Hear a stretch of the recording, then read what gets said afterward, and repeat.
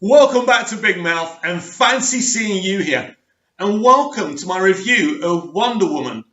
I'll also be reviewing Justice League, then that'll be the end of my series reviewing the DCEU. I've already reviewed Superman, the movie, so I'll probably be looking at doing Superman 2, Superman Returns, Superman 3, Superman 4, so I will be looking to be doing those other films, then I'll jump over to the MCU. So, Wonder Woman. So after Suicide Squad, Warner Brothers felt they really needed a film that everyone was in love with. And with Wonder Woman, this was a film that everyone was in love with. So how did I feel when Gal Gadot was actually cast as Wonder Woman? Never heard of her. Didn't know who she was. People were telling me, oh, she's in the Fast and the Furious films. So I just imagined this beautiful woman holding up these kind of cards or these flags before they start racing, because I knew nothing about Fast and the Furious. I've never seen those films before, right? So I thought, oh great, she's a model, she's going to be beautiful, but there's going to be little kind of depth there. So it was only when I actually saw her in the costume and I thought, yes, that's Wonder Woman, that's the Wonder Woman we want in the movies. I thought this could work. She spoke very elegantly, and when she spoke about the film, I think the best marketing for this film was when Patty Jenkins and Gal were coming out saying that Wonder Woman's for everyone. Men, women, boys, girls. Unlike the rest of Hollywood who were saying this is a film to inspire young women, young women, young women. This was such an inclusive piece of marketing by Warner Brothers. So it was great because this is, don't forget, first DCEU female-led movie, very important. But Wonder Woman wasn't a success because it was a female-led movie and a female-directed movie. This film was successful because this is a Wonder Woman movie. Wonder Woman is one of the most popular characters in fiction. Absolutely, no question about that. So you already got a ready-made audience that love Wonder Woman, not because she's a woman, but because she's Wonder Woman. That's very important to understand. So when you see these sites going, female-led movies are making more money than male ones, and they've got a picture of Wonder Woman.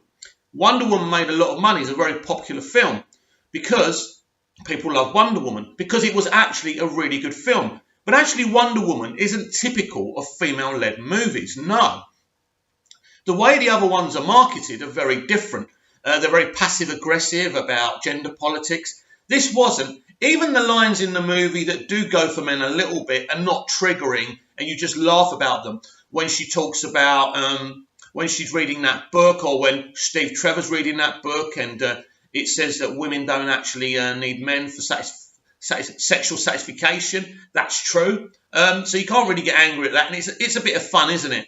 But this is such a good film for anyone. You don't even have to like superhero movies to like this film.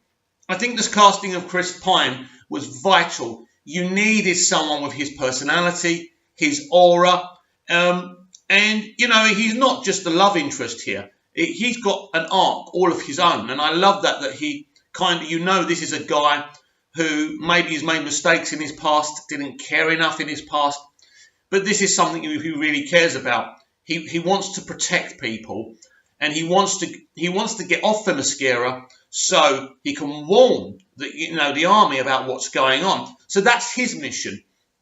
And so we start off in a very beautiful place in this film where it literally is Diana after Batman v Superman, sitting in an office in front of a computer. She's had a delivery from Bruce Wayne, and it's this picture of her, Steve Trevor, and the other guy she fights with in this movie, who we'll meet later on in the movie.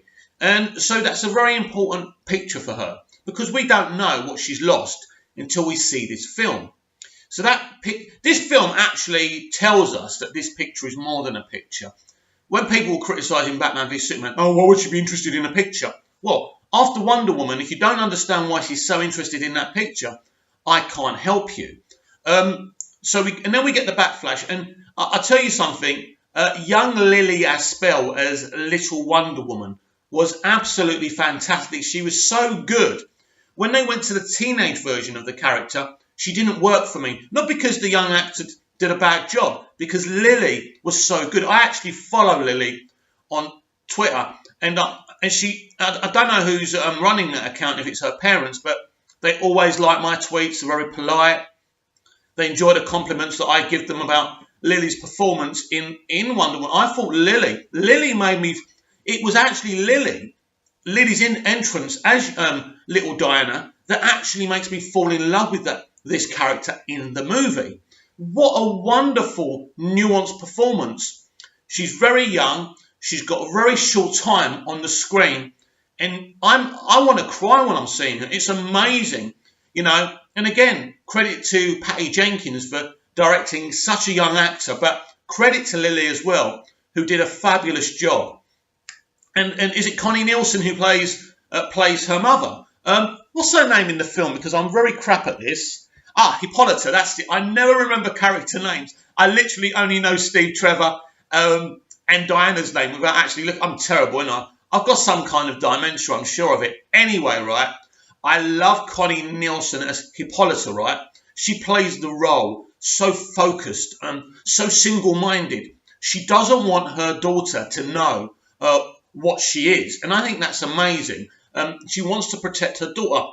This is something, she wants her daughter to be a child. She doesn't want to know her great destiny. Of course, she's making a mistake, because sooner or later, Diana's going to find out the truth, that in fact it's not the sword that's actually the weapon, it's actually her herself.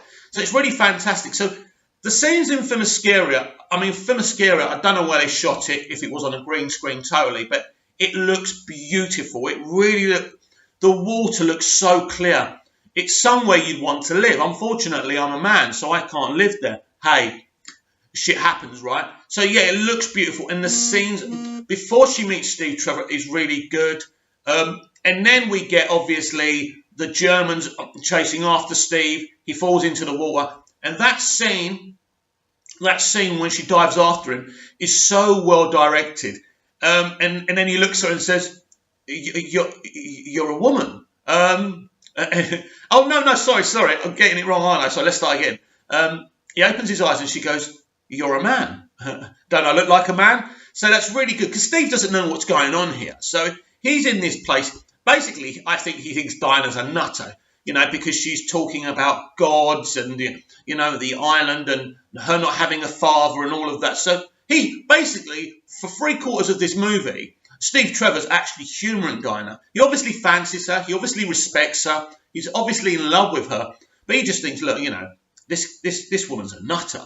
But he's just humouring her. And they have this big argument, don't they? But I need to backtrack a little bit, because really one of the stars of this film is Robin Wright Penn as Antwopi, is it? That's her name, right? Antwopi, or something like that. Anyway, Robin's performance. Now, let me give you some history here. I love Robin Wright. I've been in love with Robin Wright since she was in the little low-budget soap called Santa Barbara. She was so good. She was so good, but I never thought she would amount to anything just because of where she started. But she's done so well for herself. Obviously, marrying Sean Penn would have helped her, but obviously we know Sean's a bit of a character, to say the least. But you know, she's brilliant in this film, and you really believe her. And I love it how when she's training Diana. They're great moments as well. And her and Antwopi, I can't even get the names right. Hippolyta, right? I'm terrible, aren't I? But yeah, having this kind of difference of opinion about Diana's upbringing and if she should train her or not. But then Hippolyta goes, I want you to train her tougher than anyone else, because literally Antwopi persuades her and says she needs to know to protect herself. And so I tell you what it reminds me of, being on Themyscira. It reminds me of the opening sequences on Krypton, whether it's Superman the movie or Man of Steel. But Themyscira is just as stunning as Zack Snyder's Krypton is. And we know Zack Snyder was part of the process of this film. But Patty Jenkins gets all the credit for this film. And she's very inspired by Superman the movie. And you see it in places. It really, really does work. I love, one of my favourite lines is, she wakes up on the boat and she goes, oh, this is London. No, she goes, where are we? Goes, London. She goes, it's hideous. It's not for everyone. I love that line. And only someone who's from the UK and who's been to London can see the funny side of that line. So I really love that.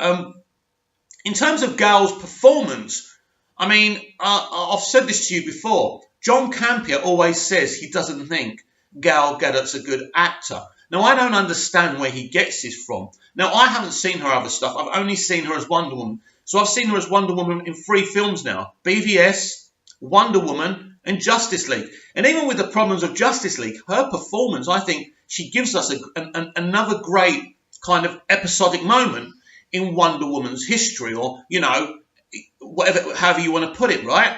So I like Gal. She's a really good actor. And the way she speaks, I love it. The accent, it's brilliant. Piece of genius, of course, because of Gal's accent. I don't know if she can put on other accents or things like that. They decided to make everyone on the island have accents. And I think this actually works in the piece's favour. I really do. And I think it just makes them look a bit different. It's a bit like on Krypton in Superman the movie. They've all got these English kind of Shakespearean, well-spoken accents. And I really like that. So I like what they did there to kind of get in line with Gal's accent. And I like Gal's accent. It's very elegant. It's very different. It's very far removed from anything you normally hear on CBM superhero movies. So, I like that. I thought it was really clever. So I like it when Diana arrives in the real world, if you like, and everything's different to her. And she's, you know, she sees a kid and she's fascinated by that kid, and she's the wonder in her eyes as she's seeing the real world, a world she's never been a part of, and it's all very strange to her. So yes, I really, and there's someone else I want to talk about. I don't know if she's down here. Where are we? See, they haven't got the other cast here, have they? Where are we? Where is she? See, they haven't got her down here. This is useless. Oh, no, here we are. Sorry. Lucy Davis, Etta Candy. I love Lucy Davis. Lucy Davis, of course, has got a history with The Office. She's a comedic actor. Lucy Davis was a great piece of casting, and she's Etta Candy. I thought she did a great Etta Candy in this film. I thought she was hilarious. I thought she really worked. So I really enjoyed that performance. Danny Houston as the German guy, you know, this German officer who's a bit obsessed with keeping this war going. And him and Dr. Poison. Now, where's here we go. Elena Anya, Dr. Manu. Dr. Maru, sorry. Right, so Dr. Maru, who's nicknamed Dr. Poison, I thought she was played really, really well. Now, the critics will tell you that we didn't have very good villains in this movie. We actually had 3, and I thought they were pretty good. I mean, not the greatest villains in a CBM, but I think they were good, and I think they worked to what they were doing. But this was really about Diana's journey. This wasn't about having a Heath Ledger, great villain or anything. This was about Diana becoming Wonder Woman. But ironically so, we still haven't heard the name Wonder Woman in the film, in Justice League, in Batman v Superman. So that's interesting. One of my hopes and dreams for Wonder Woman 1984 is somebody finally calls her Wonder Woman. Come on. It's about time. We deserve that, don't we? So, so really loving all that. My favourite things about this film is when those other guys, when Steve Trevor recruits these guys he knows. And Ewan Bremner as Charlie. Then you've got Zaid Tagmul as Samir, and then you've got Eugene Brave Rock as Chief. Now, those 3 actors done such a great job. One of my favourite bits about the introduction of these characters is their relationship with Diana. Now, what I like about this is these 3 guys are not they're not mocked by Diana. You know, what this film does, it doesn't try to put men down. To put Wonder Woman up. And I like that because a lot of female-led stuff these days is about putting down men and to raise up women. Now, we know this has been done in the past, but two wrongs don't make a right. So just because that's been done to women in the past, it doesn't mean women should do it to men. Anyway, I love how Wonder Woman embraces them, the way Diana sits there talking to them and tries to help them with their fears. Charlie is a marksman, but he's not a very good marksman. And he clearly likes Diana. He clearly thinks she's I think all the men, but I think like when you've got Samir's trying to charm her. He thinks she's a beautiful woman. He thinks, oh yeah. But then he kind of realizes not to act that way. And these three people start to have this kind of dynamic. And I just love how she wants to know them. She wants to get to know them. And when I first saw it, I think this is beautiful. To actually see a woman sitting down with men, not having any sexual tension or anything like that. And she really is interested in getting to know them. Credit to Patty Jenkins. She did a really good job with this film.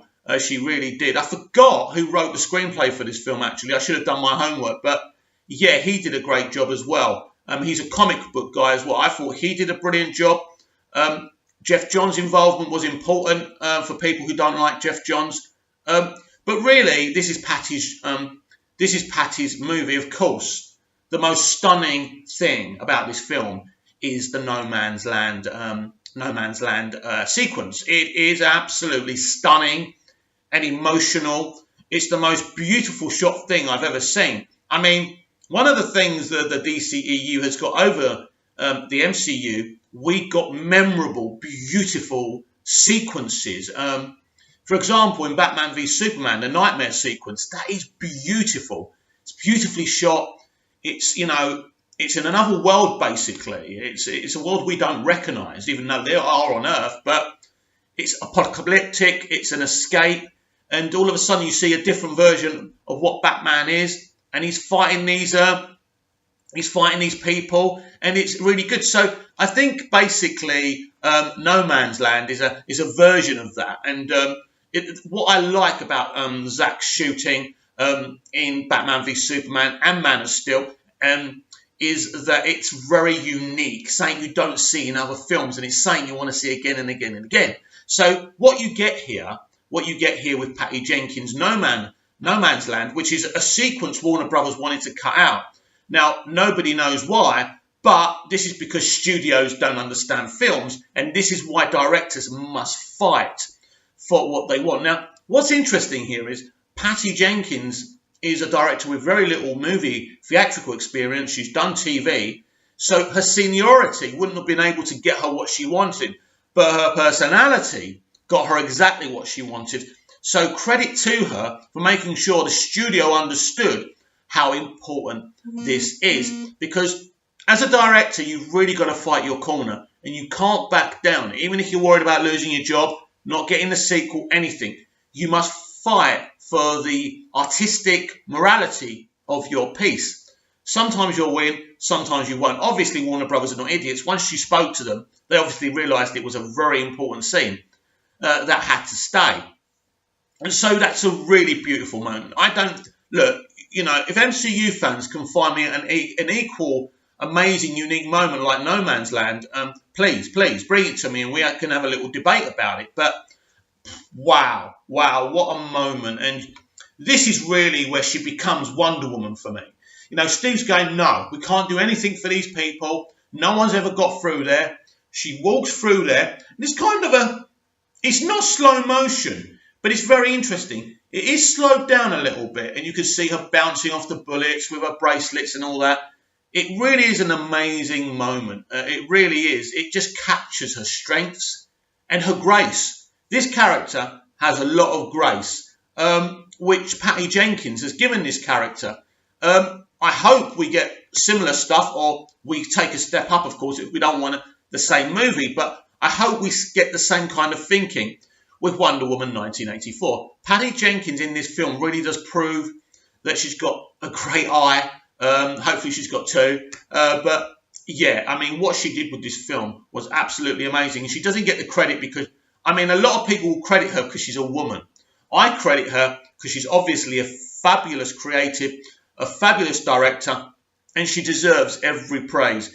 Now, if we talk about Black Panther being nominated for Best Picture, which it looks like it will be, and Wonder Woman not given a chance by the Academy, that tells me something, because for me, Wonder Woman is a better film than Black Panther. I like Black Panther. Black Panther is enjoyable, but it's just not good enough for a Best Picture nom, and it's certainly not good enough to win Best Picture. So if it does, I will be very vocal on here about that being wrong, because if Wonder Woman doesn't get nominated or win an Oscar, definitely Black Panther shouldn't.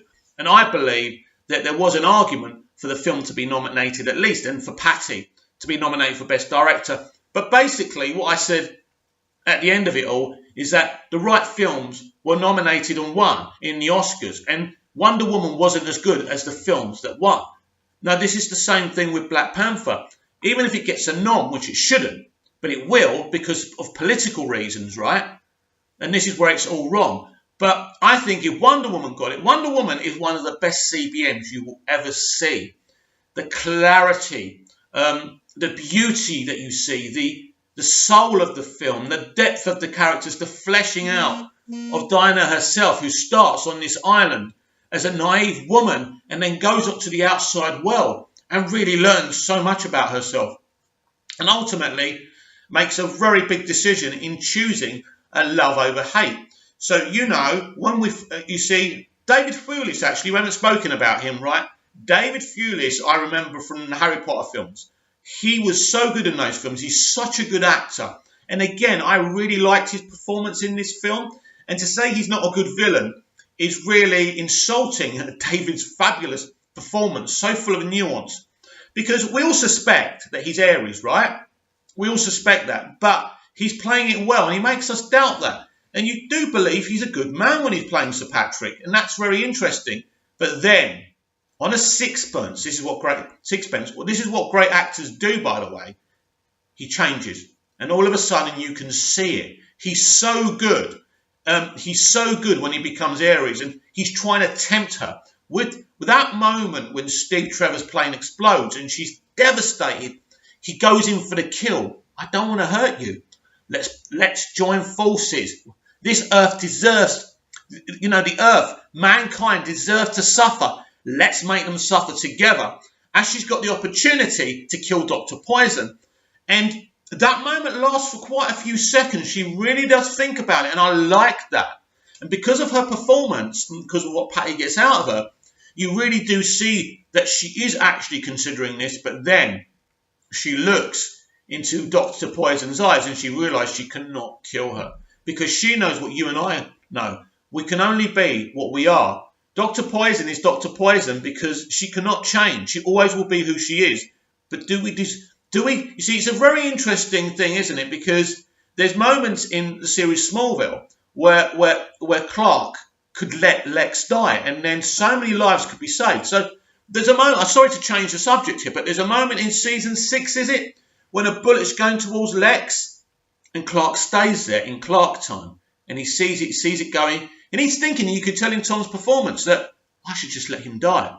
But then he realises he can't do that, because then he becomes as bad as Lex. Brilliant moment. And it's very similar to this moment Diana has. But then she decides to not kill Dr. Poison. Then Ares hasn't got a hold over her. Then you have that awesome epic battle. But the battle isn't about having the best supervillain hero battle of all time. It's about showing her love defeat his darkness. And one of my favourite bits is, I feel emotional about this, farewell brother, or however she does it, then she wipes him out. It's brilliant. It's a really strong moment. And for people reviewing this film who keep on saying, the third act is terrible, it's not. It isn't a terrible third act. It's only a terrible third act if you look at it in film school terms. But in terms of a superhero film, it works for the narrative. It works for what the film is. It's a great climax. And in the last scene, she jumps and she becomes Wonder Woman in the real world. And then we can't wait for Justice League, right? So for me, it's a really, really good film. It's a really enjoyable film. This film is definitely a 10 out of 10 movie. I left the cinema breathless, like I did with Batman v Superman. But I was really inspired when I came out. And as soon as I came out, I wanted to talk about the film in glowing terms.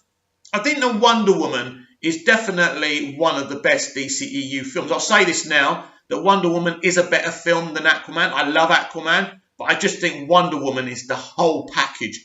And for me, it works a lot better than Aquaman does. But I love Aquaman and I love Jason Momoa. I just think that film ticks all my boxes. It's got so many fantastic emotional elements. The action's great. The storytelling's great. It's just on a higher playing field. But don't get me wrong. I love Aquaman and I'm proud of the film and I'm proud to put it high up in the DCEU film slate. But yeah, Wonder Woman is one of the best. Definitely, I'd say, if I'm honest, I'd say Man of Steel, Wonder Woman, Batman v Superman, Aquaman, Suicide Squad, then Justice League. I think that's fair. That is fair. I mean, Aquaman's definitely better than Suicide Squad, that's for sure. But then we've got to remember about Aquaman. For most of us, he's not really our character or our hero. So Wonder Woman we know a lot better than Aquaman, unless you're a die-hard Aquaman fan. And I love Aquaman, and I love Jason Momoa. And James Wan did a great job. But I shouldn't have to justify myself here. I just think that Wonder Woman's a better film. I've got more out of it. It's amazing. Rupert Gregson-Williams, who also did the soundtrack for, composed the soundtrack for Aquaman, does a brilliant job with Wonder Woman. I love this guy's music in DC. Oh, it's brilliant. It makes the film for me.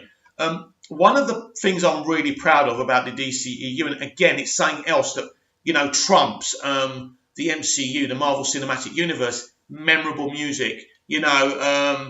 Hans Zimmer's Man of Steel, Junkie XL's and Hans Zimmer's Batman v Superman, Wonder Woman and Aquaman. They're recognisable music. I mean, Suicide Squad music was interesting because I can't remember it. I can remember the songs, but I can't really remember the composed themes. So that's one of the ones but apart from that, even kind of Justice League's music is very recognisable. And I think that's great because one of the things I liked about Star Wars is that Williams' music is something you can hum. You can listen to while you're going for a walk. And it's the same with the DCEU. So Gregson-Williams' music for this film is so amazing. And it really brings out the emotions of the characters so well and so brilliant. And, I always listen to that soundtrack. It's a great soundtrack. So for sure, the DCEU has better soundtracks than the MCU. But then, obviously, Faye doesn't think that's really important to have recognisable theme. Obviously, the Avengers have got this awesome recognisable theme, and that's great. But mostly, and I think music is very important to these type of films. It really does make it. I love lots of kind of composed music on films, especially good music that you're humming and it's stuck in your head. I love all that. So Wonder Woman is certainly one of the best comic book films of all time, without question. And Patty Jenkins has done such an excellent job. And a lot of people didn't think she would. Now, I didn't know Patty Jenkins. And for me, I can't judge someone whose content I haven't seen before. So all I could do is hope for the best and hope she just wasn't put in this role just because she's a woman. I'm not one of these people who thinks only women can direct female superheroes. That's a nonsense. But Patty Jenkins, I don't think anyone could have done a better job than Patty Jenkins for this film. And she's wonderfully positive in public. I love Patty. I've got a lot of time for her. She speaks very well in public. She doesn't let any journalist get one over on her. And I think she's absolutely wonderful. I'm so looking forward to Wonder Woman 1984. I'm so excited that Hans Zimmer is composing the music for that. Wow. If he's doing it, this film really is going to be epic. And I can't wait to see it. But yes, Wonder Woman truly is one of the best. Thanks for watching.